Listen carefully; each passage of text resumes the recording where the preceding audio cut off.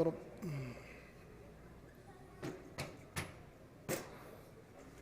جزاك الله خير.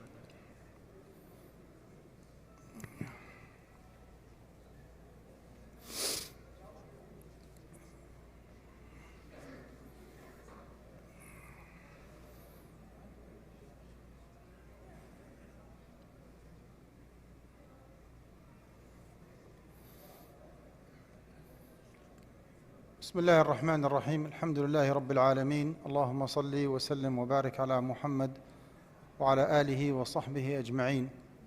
أمسينا وأمسى الملك لله والحمد لله لا شريك له، لا إله إلا هو وإليه النشور. أمسينا على فطرة الإسلام وكلمة الإخلاص وعلى دين نبينا محمد صلى الله عليه وسلم وعلى ملة أبينا إبراهيم حنيفا وما كان من المشركين. اللهم إنا أمسينا منك في نعمة وعافية وستر، فأتم علينا نعمتك وعافيتك وسترك في الدنيا والآخرة. اللهم ما أمسى بنا من نعمة أو بأحد من خلقك فمنك وحدك لا شريك لك، فلك الحمد ولك الشكر. يا ربنا لك الحمد كما ينبغي لجلال وجهك وعظيم سلطانك. رضينا بالله ربا وبالإسلام دينا وبمحمد صلى الله عليه وسلم نبيا ورسولا. أحبتي، السلام عليكم ورحمة الله وبركاته. وطبتم وطاب ممشاكم وتبوأتم من الجنة منزلا بإذن الله. ثم أما بعد. First of all, I'm really glad to be with you tonight, Epic East Plano Islamic Center. I did visit this masjid several times before, but I think this is the first time I had the opportunity of lecturing during the evening and giving the khutbah. Today I was the khatib of the second salah. I travel a lot across the nation, and subhanallah, tonight when I was coming for Salat al-Isha, seeing the huge number of attendees before Isha and a good number of cars in the parking lot, a lot of sisters going back and forth, kids, mashallah, jumping around, youth, number of musallin who are attending Salatul Isha. Honestly, I was surprised. I was really happy, subhanallah. And I can easily tell that there is a strong leadership in this community.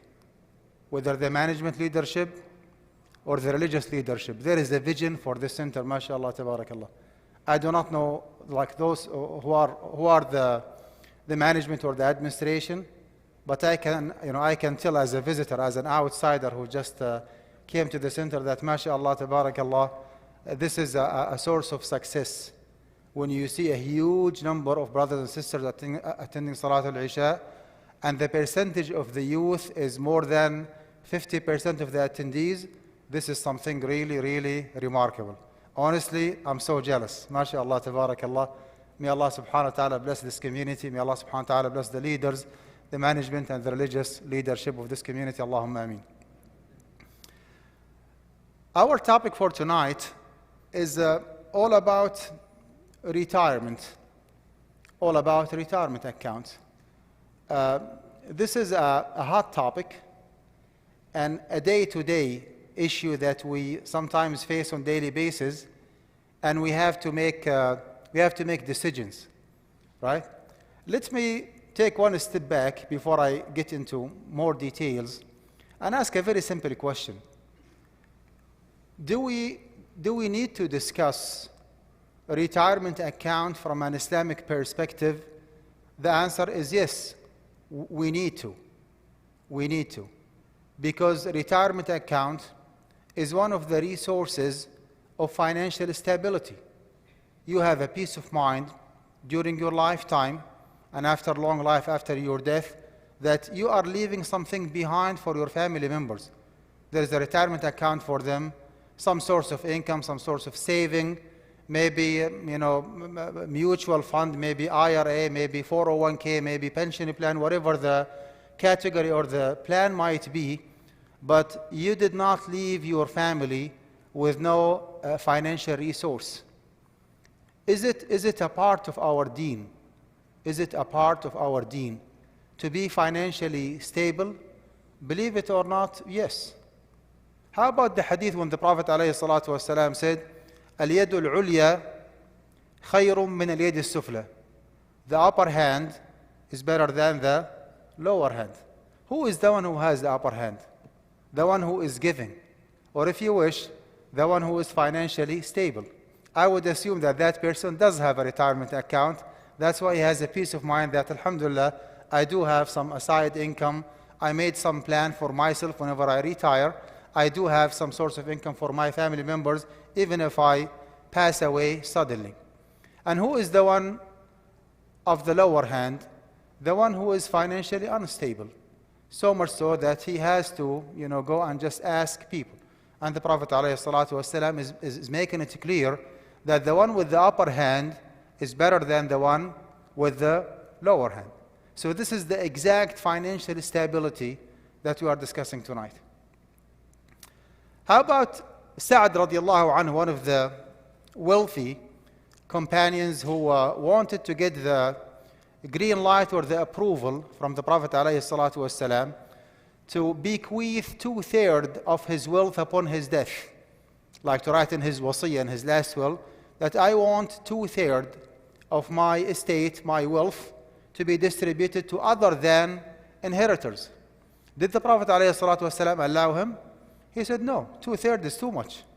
He said, Ya Rasulullah, how about 1/2? He said, 1/2 is too much. How about 1/3? He said, الثلث والثلث كثير. 1/3 and even barely 1/3 is fine. So much so that some scholars indicated clearly that you are not supposed, it is makruh. It is makruh to bequeath 1/3 of your estate, because the Prophet ﷺ said, الثلث والثلث كثير. 1/3 and even 1/3 is too much. What was the fatwa? What was the justification of the Prophet ﷺ? Listen to this. He said عليه الصلاة والسلام, إنك إن تذر ورثتك أغنياء خير من أن تذرهم عالة يتكففون الناس.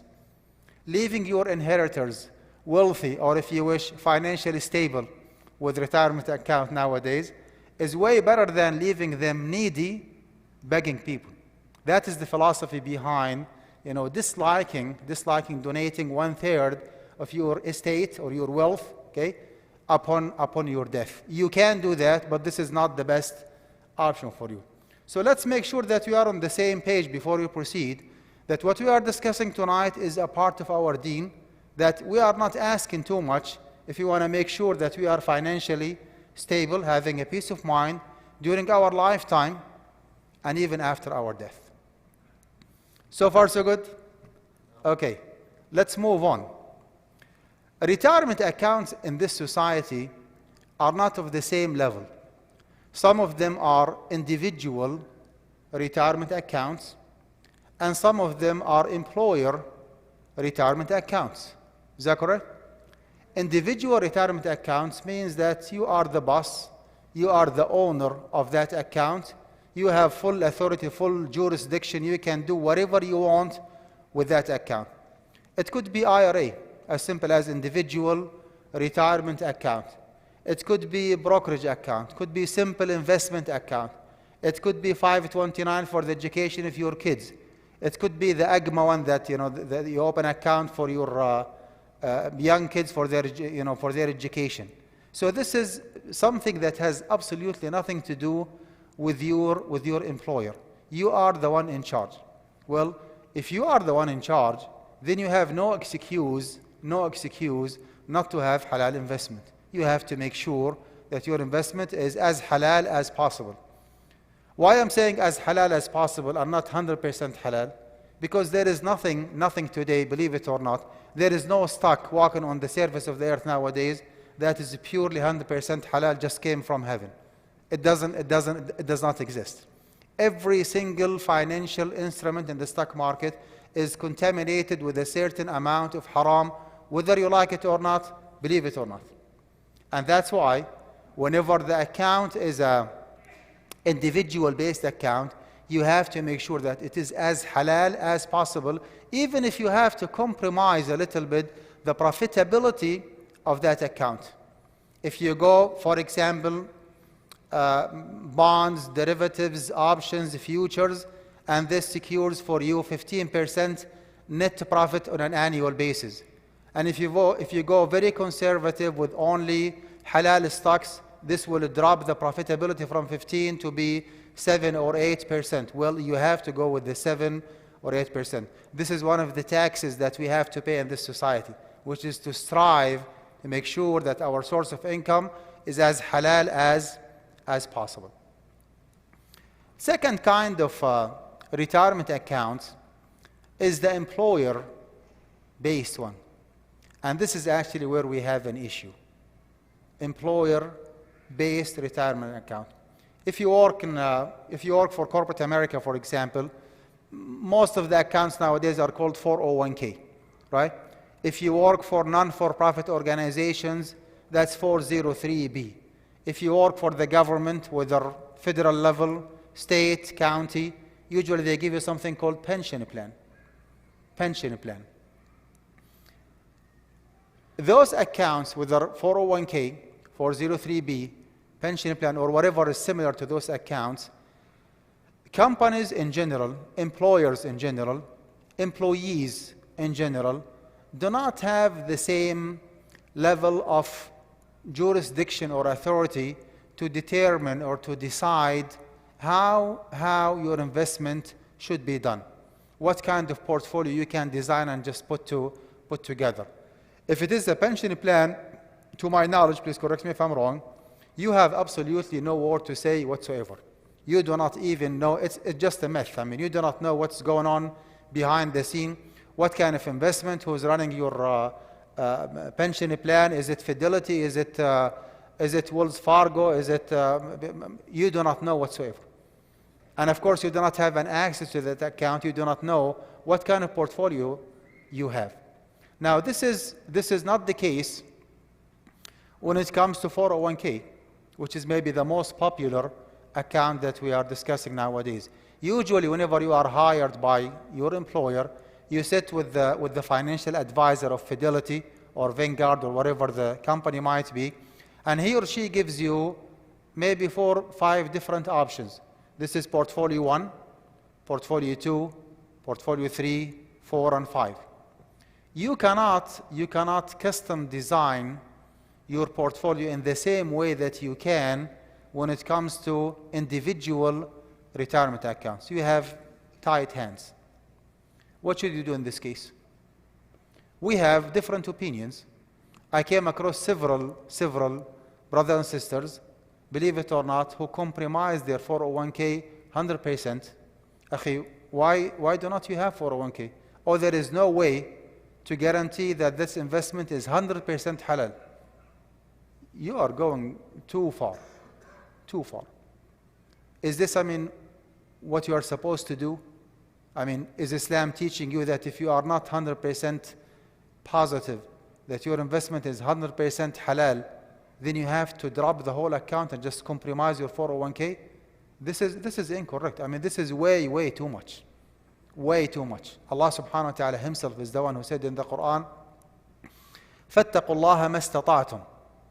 فَاتَّقُوا اللَّهَ مَا اسْتَطَعْتُمْ. Be conscious to your Lord as much as you can. Prophet alayhi salatu wasalam said, إِذَا أَمَرْتُكُمْ بِأَمْرٍ فَأْتُوا مِنْهُ مَا اسْتَطَعْتُمْ. When I command you to do something, do it as much as you can. He is the one who just told Sa'd radiallahu anhu, do not leave your inheritors needy, begging people. Make sure that you leave something for them. Well, Prophet ﷺ is not talking to Sa'd alone, he is talking to me and to you as well. إِنَّكَ إِن تَذَرَ وَرَثَتَكَ أَغْنِيَاءَ خَيْرٌ مِّنْ أَن تَذَرَهُمْ عَالَةً يَتَكَفَّفُونَ النَّاسِ. If you do not have a mutual fund for your kids, and no IRA, and no 401k plan, and no aside investment, and no long-term investment, then what kind of financial stability you established for your kids before you pass away?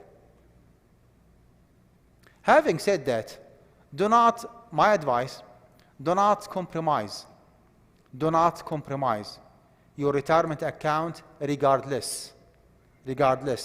Even if you are 100% positive, listen to this, even if you are 100% positive that your investment is not halal, even if you are 100% positive that your portfolio is 100% haram, do not compromise it. We still have some ways like to go around to circumvent the rules, to filterize. I mean, we'll find a way. We'll find a way. But the bottom line here, do not compromise your 401k. Take full advantage of the match of your employer. You pay every month, maybe $150 goes directly from your paycheck to your retirement account. And your employer has to match that payment. So you are talking about $300 every single month. There is an opinion. Okay. There is an opinion that personally I do not adopt. It has been initiated by one of my colleagues who was a member in the MJ Fatwa Committee a while ago. He left back to Saudi Arabia, Sheikh Yusuf Dr. Yusuf al-Shubaili, maybe some of you have heard his name. He said, your 401k, your retirement account, is a part of the compensation that you deserve because of being employed by that company. You as an employee, as a professional, you take a monthly or bi-weekly paycheck. Is that correct? And you have health care, you have health insurance. Sometimes you have life insurance. And you have social security. And you have two weeks paid vacation. Sometimes round-trip airline tickets for yourself and your family members if you live overseas. Well, he said in the same way, you deserve the retirement account as a part of the package or the compensation that you receive from your employer. Okay? According to him, even if you are positive that the whole way of investing your 401k is purely haram, this is, in a positive way, none of your business. You just take the money, enjoy the money, and the ithm and the sin will be upon the one who has made that decision of investing your money in a haram way. We as a resident fatwa committee, with all due respect, did not adopt this position because, in our opinion, we might be wrong, it's too liberal, like too loose, right? I mean, if I can influence the decision and make sure that I can reduce the haram from 90% to 70 or to 50%, then I have to get involved. I mean, I have to make sure that my investment is as halal as possible. But anyway, I'm narrating this opinion, sharing it with you, just to give you a peace of mind that it's not white or black. There is a gray area in between. There is no unanimity between contemporary scholars that if the investment is haram, then you have to stay away from it, you have to compromise it 100%. If you look at the slides here, what are the options that you might have in general? Okay?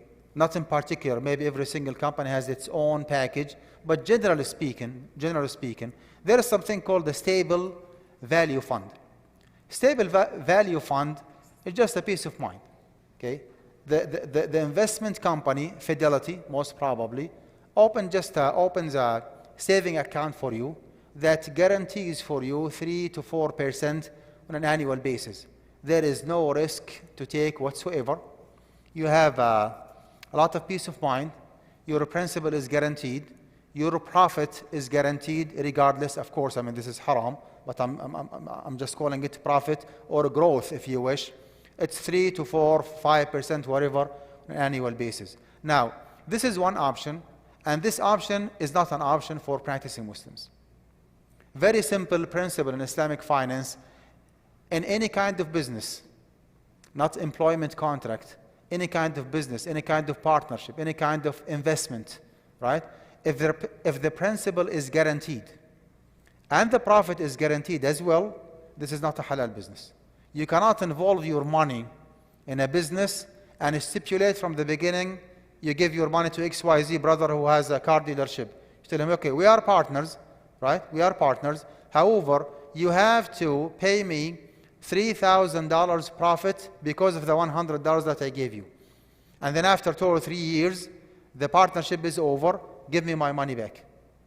If that is conditioned, stipulated in the agreement, the whole partnership is not a Sharia compliant one.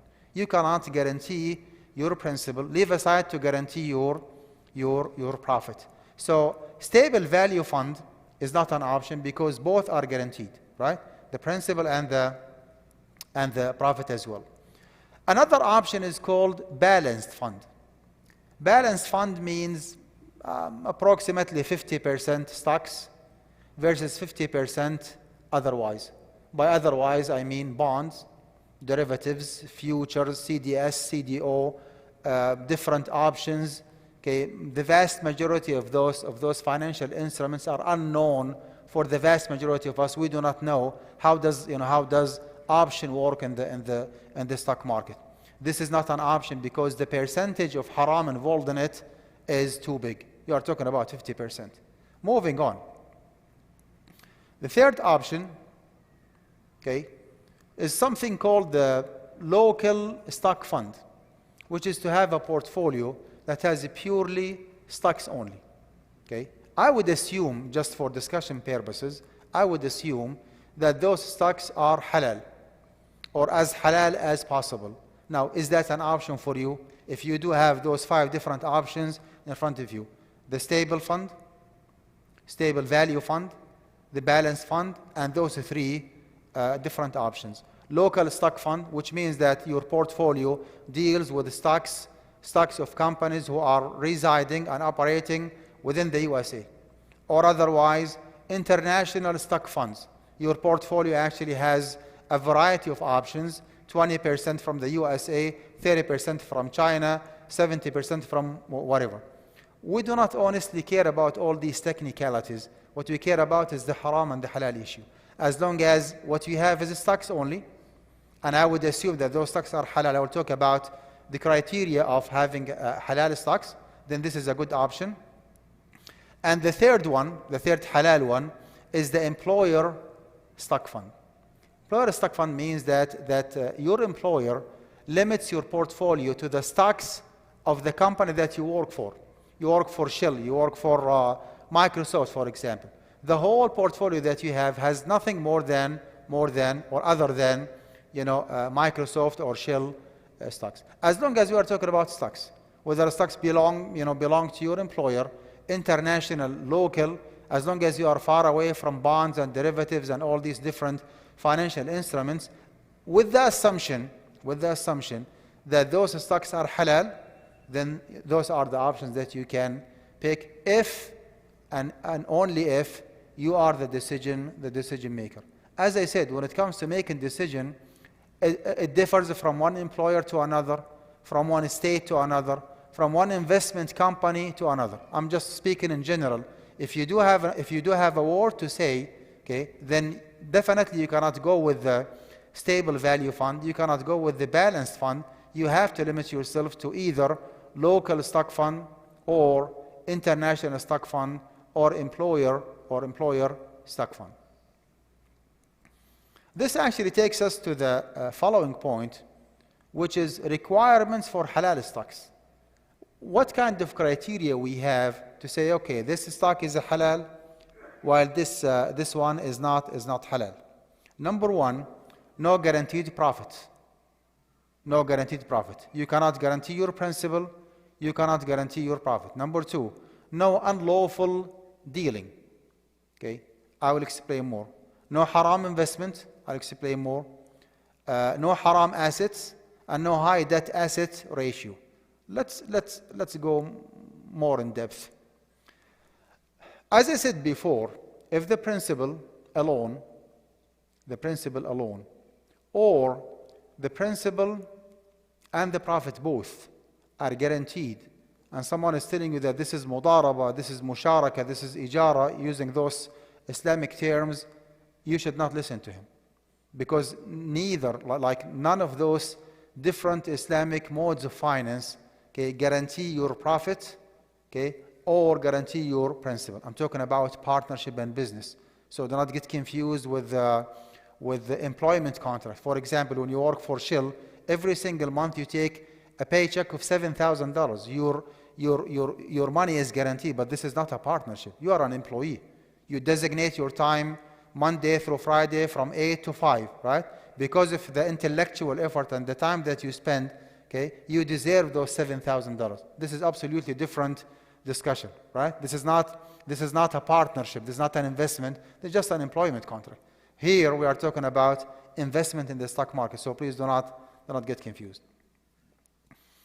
It goes without saying that anything related to winery or gambling or tobacco or adult entertainment, right, is haram by default. Even if it is like a pure stock, well, you cannot deal with all, with any of these different industries. Or for example, conventional bank or mortgage company where the core business of the company is to lend money with interest.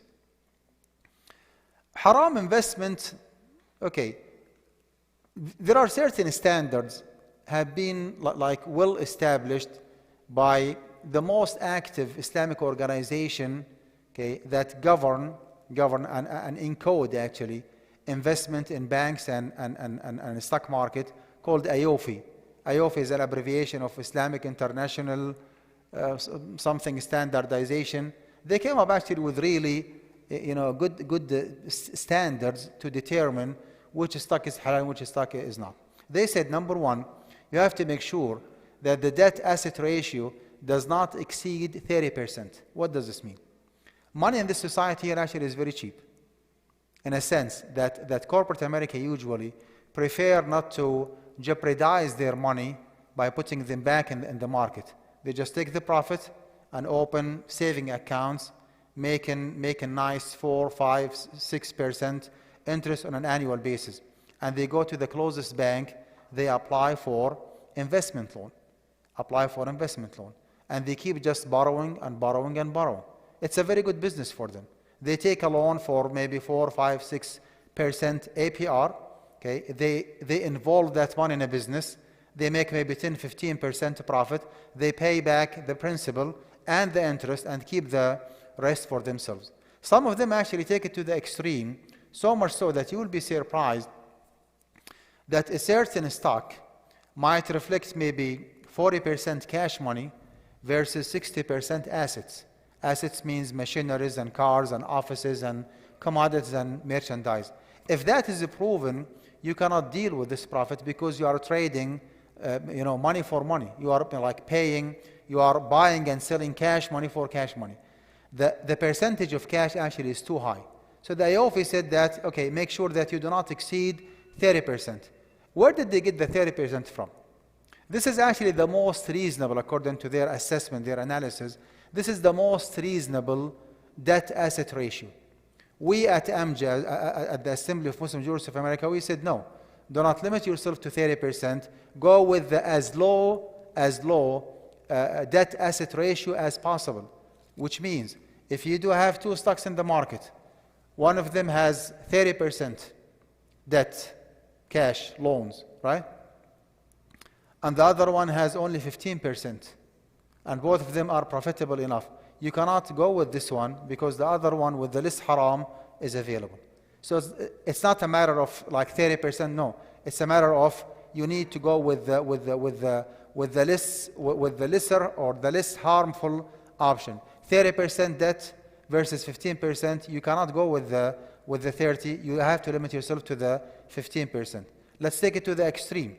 This one has 15 and this one has 5%. You cannot take the 15, you go with the 5%, and so on and so forth. So this is standard number one. Standard number two, according to IOFI, that the interest-bearing investment should not exceed 30% as well. Again, those companies prefer, especially here in the US, prefer to save their money in a saving account and make just maybe 4, 5, 6% interest on an annual basis, APR, right? IOFI said that if the total investment of that company, 70% actual commodities and merchandise, right? And 30% interest-bearing investment, you cannot take this option. AMJA, our Fiqh Council, said no, you need to go with as little as possible. The third and the final one, IOFI said that, okay, if the actual interest-bearing money is 5% or more, like the actual haram profit that they make, which is the actual interest, is 5% or more, then you have to exclude that stock. You cannot deal in it. So those are actually the standards that have been set. I would say AMJA is more conservative than AYOFI when it comes to choosing stocks. So haram investment, haram assets, high debt equity ratio, how to determine? That's a very good question. How to determine? A layman individual, even if he or she holds a PhD in mechanical engineering or IT, when it comes to Sharia compliance, dealing in the stock market, it's not his area of specialization. Okay, that person, with all due respect, even if he's like highly specialized in mechanical engineering, he's just a layman individual when it comes to investment in the stock market. How to determine? We have more than one option. You can, number one, which is maybe the best option for you, if you can roll over your retirement account with any of those well-established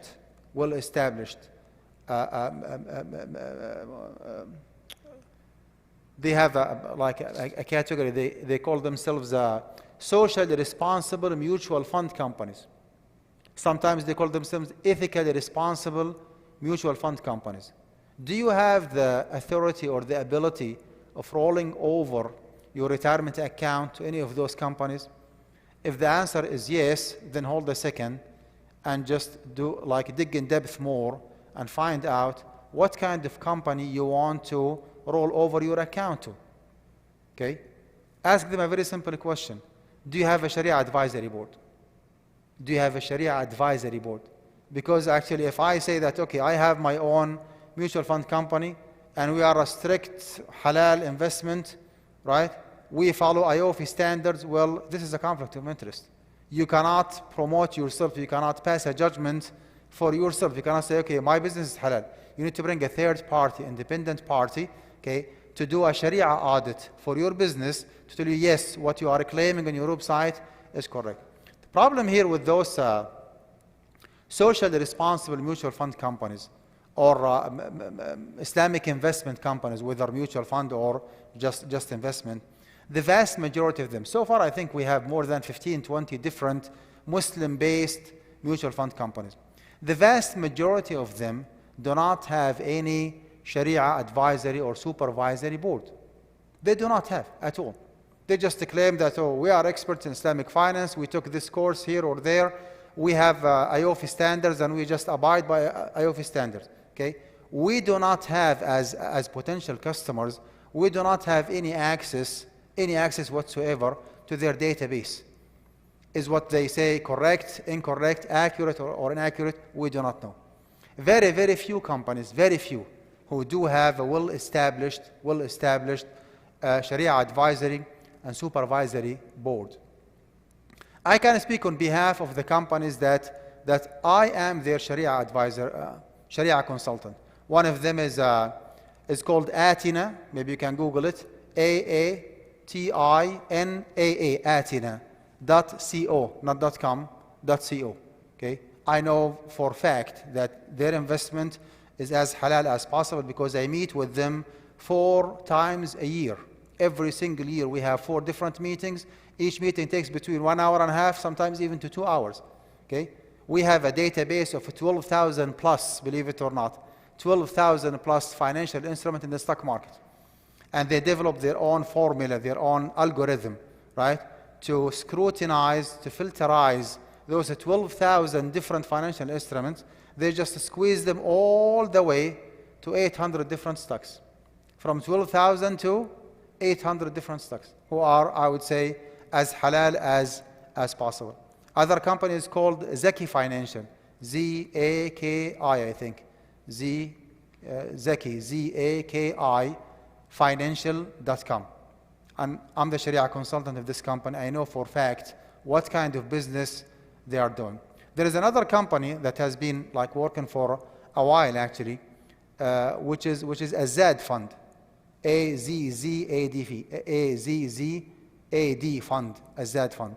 I'm not on their Sharia board, but one of our mashayikh and members of AMJA, Dr. Muhammad al-Zuhaili, who is a well-known Syrian faqih, he's actually the head of the Sharia Advisory Board. So I can tell, like, someone with the caliber of Muhammad al-Zuhaili sitting on the Sharia Advisory Board, they definitely will be doing a good job. As of the rest of those companies, I'm not here to like to admire or to promote or to criticize, but I'm saying that I do not know what kind of business they are holding. All of them, they say, oh, we are the most strict Sharia, compliant investment, and we have our standards, okay? But again, they do not have any third party to do a Sharia audit for them.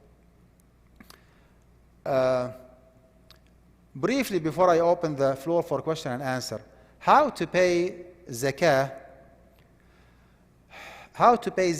on your 401k? This is a very relevant question. We have three different schools here. First of all, if you go to the traditional fiqh books, you will find no answer for this question, because this is like a brand new contemporary issue. We have three different schools.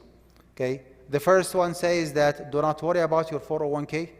Okay, just sleep on it until the age of retirement.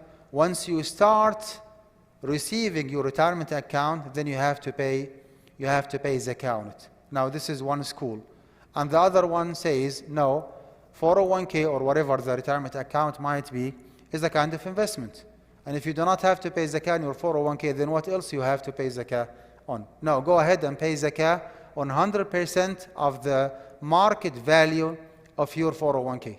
Find out in the month of Ramadan where you pay your zakah how much you have in your 401k, and pay zakah on it in full, right? If it is $100,000, then you have to pay 2,500, 2.5% zakah, period.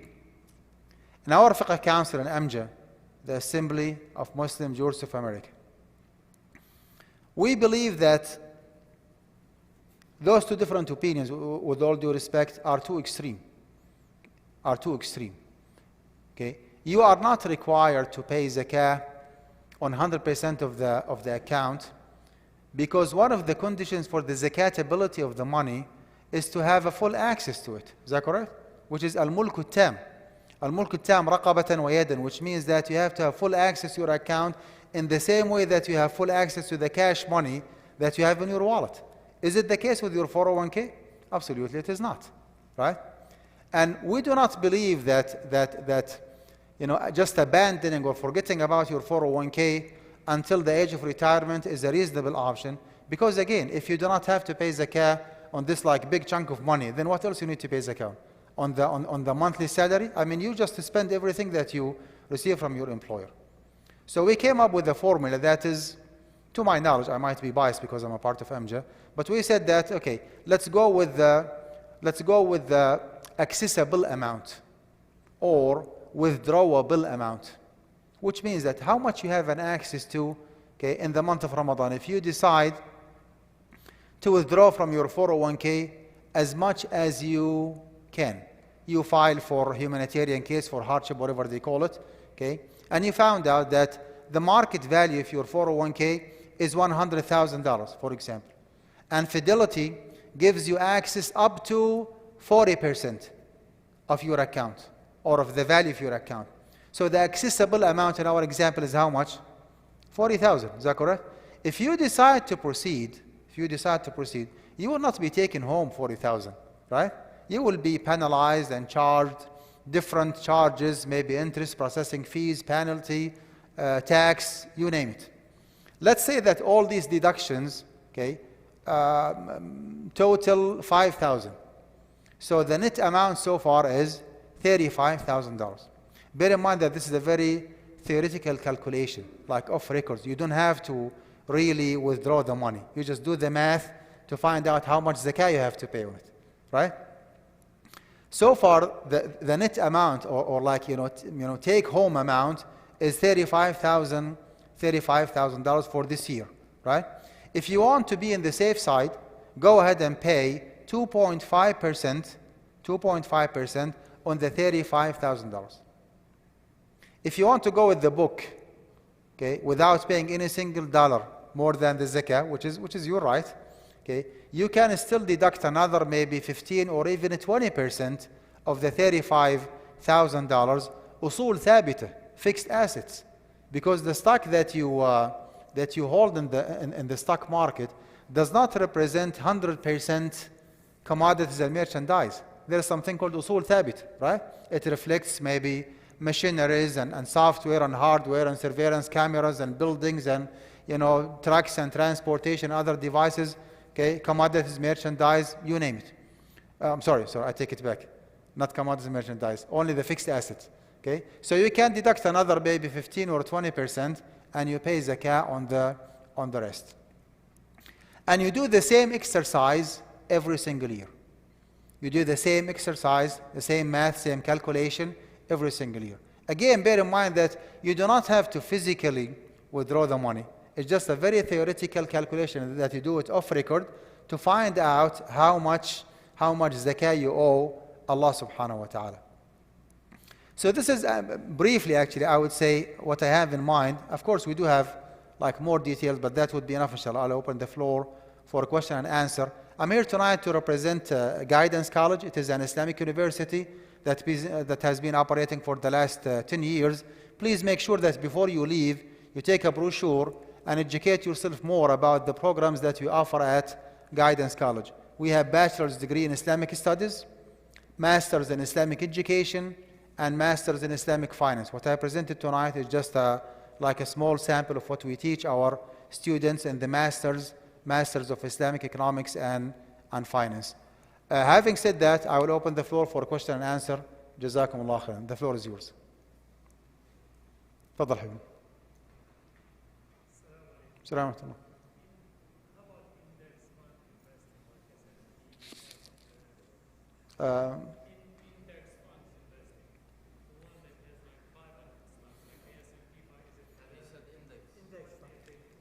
It's the same concept. يعني index means portfolio, means a combination of different stocks. We have to unlock that index and find out what is the content of the index, what kind of variety of financial instruments that you have, and we'll go from there. What's that? Believe it or not, sometimes the index 500 differs from one quarter of the year to the other one. It's a very dynamic. It's not just a fixed like portfolio that does not change. It does change. Maybe someone from our youth can help us passing those brochures. Please educate yourself more about Guidance College. Jazakumullah khair.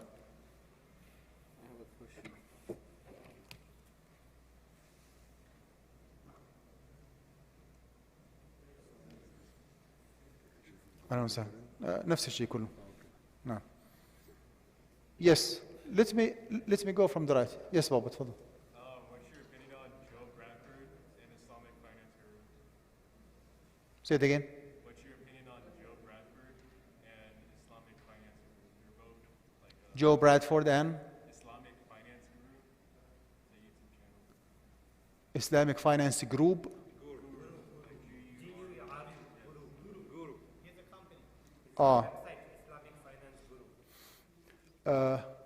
I do not have any background about the company, but I know Sheikh Joe Bradford. He's mashallah very qualified. He holds a master's in Islamic finance from Saudi Arabia, and he has a good experience like working for Al-Rajha, I think, for a while. So mashallah, he's an authority in his field. He speaks Arabic and speaks English. Mashallah, very good brother and specialized Islamic finance brother. No, I know him in person. We are friends actually. تفضل.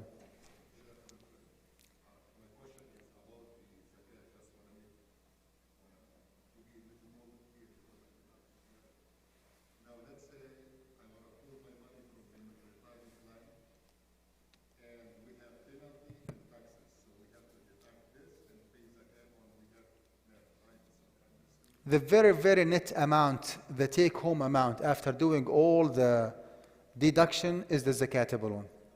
No. And you do it, by the way, on an annual basis. Okay, I just remember something, Akhi. What if you found out that Amja opinion is reasonable enough, but you did not pay zakah on your 401k for the last 10 years?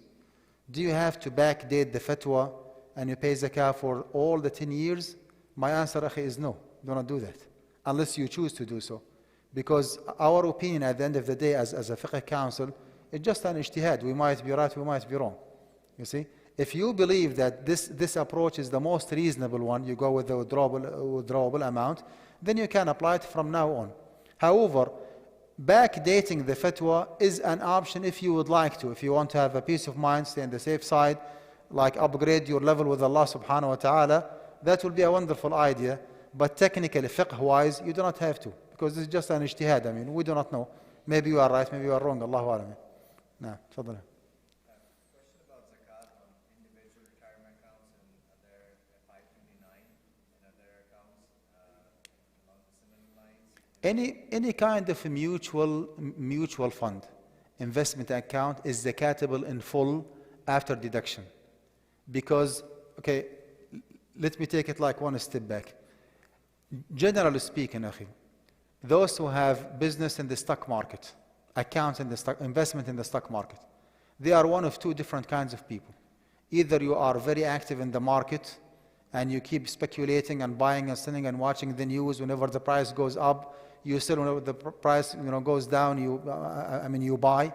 If that is the case, then you have to pay zakah on the account and on the dividend as well, both of them, right? If you are inactive investor, which means that you have an account and you just sleep on it, I mean, you are very happy with the dividend that you make on an annual basis. If that, even if you like buy or sell twice, 3, 4 times a year, no big deal.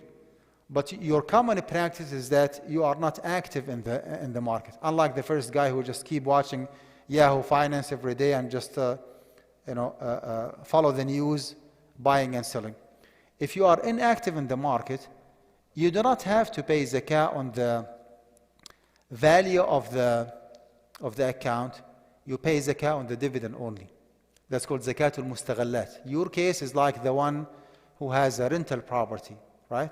You have an apartment, you rent it. You don't have to pay zakah on the market value of the apartment, right? Because it's not urudu tijara, it's not for sale. You pay zakah on the lease revenue, right? Exactly like someone who has a taxi cab. He doesn't have to pay zakah on the market value of the vehicle because it's not for sale. He pays zakah on the money that he generates out of providing transportation service. That's exactly your case. You just have an account, you sleep on it, you are happy with whatever you make dividend. If that is the case, then you pay zakah on the dividend only. Having said that, any single mutual fund account, 529 AGMA account for the kids, okay, somebody actually in the back office is doing the investment on your behalf. You are not the one who is actively running the account, but someone actually is doing the business on your behalf. And that's why you have to pay zakah on all what you have after the deduction. If you do have, for example, 529, and its its value in the month of Ramadan is $10,000, if you decide to take it in full, how much tax you will be charged? How much penalty will be charged? Do your math, okay, deduct all these deductions, and the net amount actually is the zakatable one. Clear? What's that?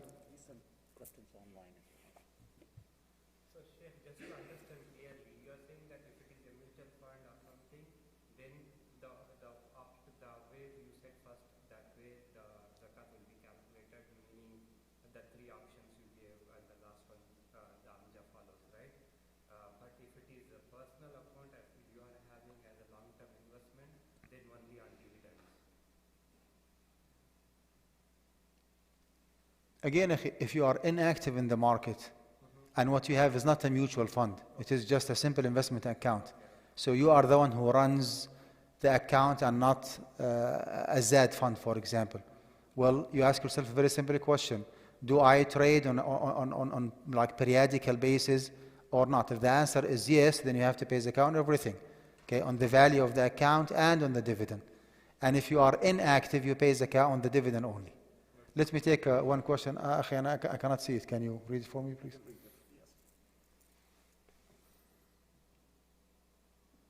What is your opinion on Texas Tuition Promise Fund. I buy tuition units today at today's cost, and the state pays for units at a future value when units are redeemed. It's a kind of saving for the kids. It's a kind of saving money for the tuition fees of the kids. Buying those credit hours, from now, I would say, basically is a reasonable option. However, what you are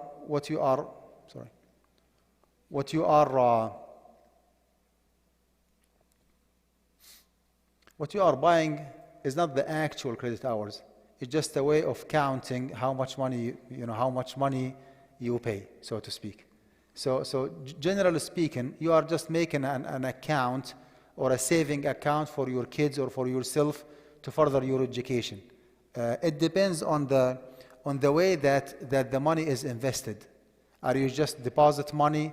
Okay, you buy each credit hour for $500, for example, and for every 500 you just buy 1 hour. There is no investment. If the answer is yes, then you are just saving money, as simple as that. If there is an investment, then we need to go back to the standards that we established here. What kind of investment, who is investing, and so on and so forth. Make sense? طيب, let me take, yes, brother in the back. تفضل أخي. Yeah, that's you. I like your smile, by the way. جزاك الله خير. تفضل أخي. I have a question regarding the 401ks that are provided by companies, specifically like mutual funds. They give you specific funds that you have to choose from. So let's say they don't give you that option to buy their stocks and put it in your 401k. They just give you funds. Let's say this is a growth fund, this is a technology fund, but they don't disclose what companies are actually part of those funds. They don't give you those details. And a lot of those funds have hundreds of companies in them. So how would you determine whether one is halal or haram? You will be surprised if you go to atina.co, Atina, AATINAA.co. They have a free service, which is like a quick report on different stocks. You go to their website, you enter the code of the company that you're interested in. You will be surprised that Microsoft and Apple both failed, and they are not an option for Atina. They are not an option. Do you know why? When it comes to that asset ratio and haram investment and percentage of interest, everything actually is good. But there is no active and detailed report from K10, which is one of the companies who generate reports about other companies who are investing in the stock market. Because of that, they just excluded Apple and Microsoft. My answer, Akhi, is that there is no way to determine, okay, this is technology, then it is halal. This is software. No. It doesn't go this way. This is the core business of the company. This is the classification or the categorization of the company, but it does not mean that this is everything that they do. See what I'm saying? How are you supposed to know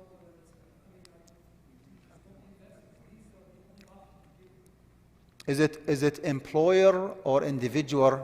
this is employer? Can you roll over? No, you cannot. They don't give you the option. Well, the least you can do, Akhi, is to run your portfolio by a third party, by one of those socially responsible, Muslim-based mutual fund companies, to give you a hint or an idea of how much haram that you have in your portfolio. Let's say, for example, just for discussion purposes, they find out that you have 20% haram versus 80% halal. Okay? Just for discussion purposes, you need to dispose 20% of the profit of that account on an annual basis. Why I'm saying just for discussion purposes? Because in reality, that 20% does not stay as is. It varies. Sometimes, it goes up to 25, it goes down to 10%. That is the nature of the stock. Every single company, Akhi, does not follow the same strategy and the same technique from the beginning of the year all the way until the end of the fiscal year. They just keep, changing and playing around and coming up with different techniques and policies. So there is no way to say, okay, the haram percentage in Microsoft is only 7%. 7% as of today. But if you check it again in January 2022, you will be surprised that it jumped to 15%. You see? If it is an individual retirement account, then do not take any risk. Just open an account with a trustworthy, socially responsible mutual fund company owned by Muslims, does have Sharia advisor and supervisory board, and just have a peace of mind. Just open an account there, and they will take care of your of the investment on your behalf. Comment on his question. Brother, you can also inquire into your HR and ask them if you can open self-directed brokerage account. Sometimes your brokerage account, the one who is handling your 401k right now, they only know that information. I have worked through corporations. You go up front, they say no. But when you call them and give them and explain them what is your situation, they will allow you self-directed brokerage account where when the money comes to your 401k account, طيب, transfer to Amana. okay. جزاك الله خير. Let me take more questions. Yes.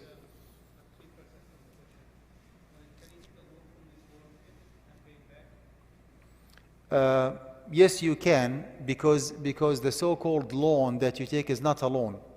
It's just a way to like get tax-free money, because you have two options: either to withdraw from your 401k or to borrow. Right?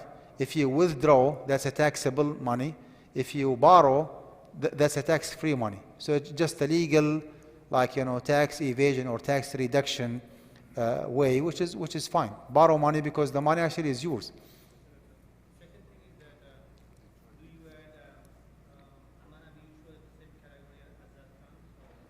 No, unfortunately, no. No. Azdad is way more serious and more structured and more Sharia compliant for fact. Amana does not have any Sharia advisory board whatsoever, to my knowledge, unless they recently. That's what's that?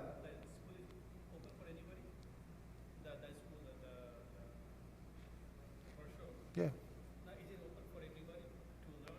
Yes, yeah. We would love to have students of knowledge from your community, and you do not have to be a degree student, by the way. If you are not interested in masters in Islamic finance, you can just pick and choose some classes that you are interested in. That would be fine. Please make sure that you have a copy from this brochure. Educate yourself more. Maybe you can go to our website, Guidance College, and read more about the programs that we have. تفضل أخي الكريم. السلام ورحمة الله.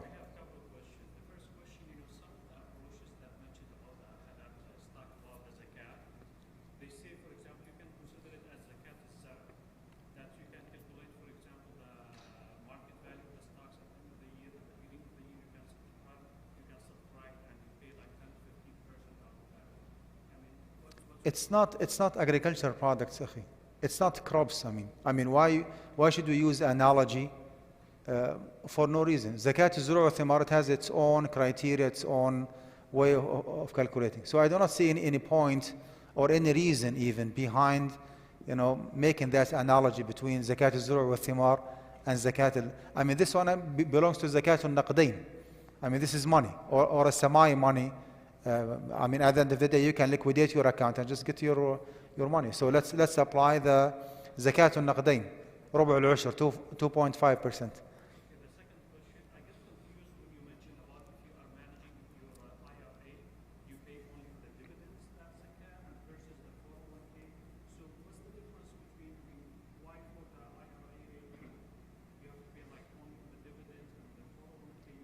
No, it depends, akhi. No, in the IRA, if somebody else is running the account on your behalf, then you have to pay the account and everything. That's the standard. Maybe you say, well, why have to pay zakat only on 2.5% of the withdrawable amount, okay, of my 401k? That's a very good question, because 401k is a very restricted very restricted account. You are not supposed even to touch it. You see? And that's why you just go with whatever you can withdraw every year, and that would be it. تفضل. So, one of the criteria for stock to be considered halal, its debt to equity ratio has to be below, say, 30%. Is that Below 30%. yeah, below? So, when we say equity, we're talking about market cap or book value? Because I know there's like lots of different opinions in this. I usually use Market capital versus? book value. Well, when we say the debt to equity ratio has to be less than 30%, what is that number? What's the financial term? Are we talking about market capitalization? Or what is it? Well, the actual value of the company and the day of doing the math. As simple as that. So fair market capitalization. You said market cap versus? No. Let's go with the market one, because the big book value might be more, might be less. And then the second question is, you mentioned that the halal income of the company has to be less than a certain percentage. So say, for example, interest. I think one of the things that read is 5%. So 5% is the actual generated interest, just to make sure we're on the same page. the generated income interest. Now, are we comparing to work at the 5%? Are we comparing that to revenue or profit? Because interest is pure profit. Alaikum salam wa rahmatullahi wa barakatuh. It makes a bigger portion, a bigger percentage. Keep it simple, akhi. If 5% or more of the revenue of that company is coming from pure interest money, right? As XYZ company makes $100,000 net profit every year. $5,000 came from a saving account. That company has to be excluded. Simple as that. But you mentioned profit and revenue. Which number is it? No, I'm saying, akhi, profit. If the actual profit is 5% coming from interest, then you should exclude it. I'll take maybe one more question. Yes, akhi.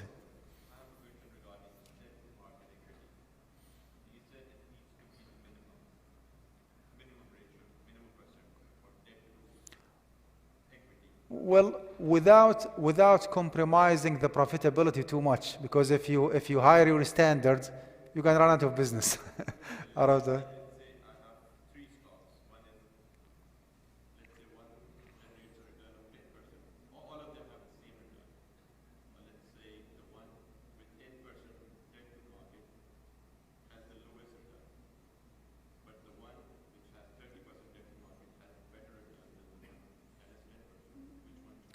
go with the lower one, akhi. Reduce the the profit and increase your like higher your stats with Allah subhanahu wa ta'ala.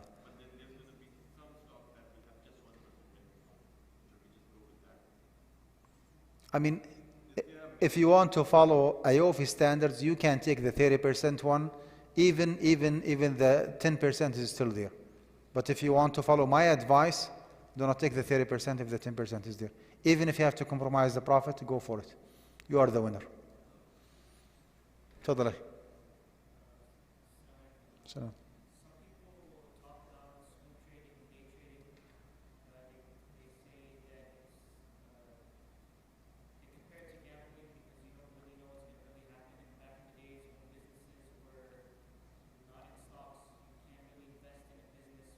Any kind of investment in the stock market, if it is proven that you are the owner, you are the liable party for that financial instrument before selling it, if something happened, if the price, suddenly like went up or down, you are the winner and you are the loser, you are the liable party for that financial instrument, then there is no specification for a minimum period of time where you have to hold that property or that financial instrument before selling it. Is that clear? That's the same concept. Who is responsible for the financial instrument before selling it back? Who is willing to take the risk? Who's going to lose the money if something happened or the price got changed? Is it you or not? If you are not taking any risk whatsoever, then this is not a halal investment, even if it is called halal. What's that? No, no. Saying the same concept. Same concept. If you are the liable party for the stock before you sell it, again, you are the liable one. If there is a profit, you take it. If there is a loss, you incur it. If that is proven and the stock itself is the halal one based on the criteria that we have discussed, then do whatever you want. نعم تفضل. تفضل.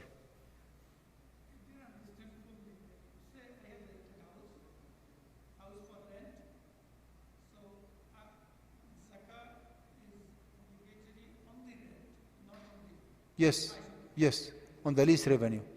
So you created it with one kind of transaction, that is inactive account that you pay on again the same question he asked is not simple.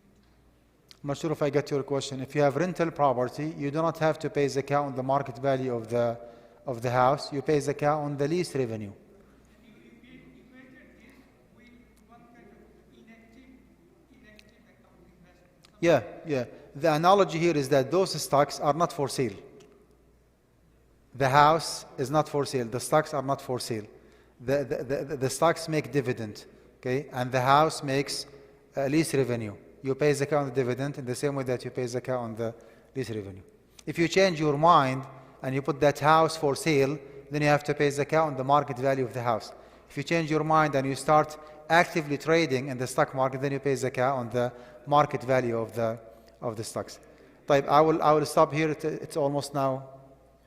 Oh, it is 10 o'clock. جزاكم الله خير. سبحانك اللهم وبحمدك أشهد أن لا إله إلا أنت نستغفرك ونتوب إليك. السلام عليكم ورحمة الله وبركاته. Sheikh, you know what is short selling, right? Sheikh, you know what's short selling, right? He was asking. Because there has been some, declaration that they say the short selling is not allowed.